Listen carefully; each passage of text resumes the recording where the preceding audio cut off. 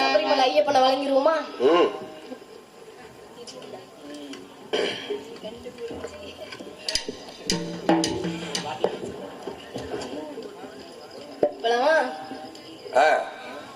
இருமுடி தாங்கி ஒரு மனதார குருவினவே வந்தோம்.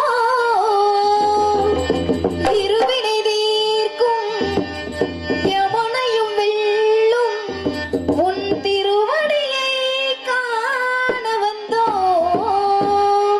பள்ளிக்கட்டு சபரிமலைக்கு கல்லும் முள்ளும் காலுக்கு மெத்தை சுவாமியே ஐயப்போ சுவாமி சரணம் ஐயப்ப சரணம்.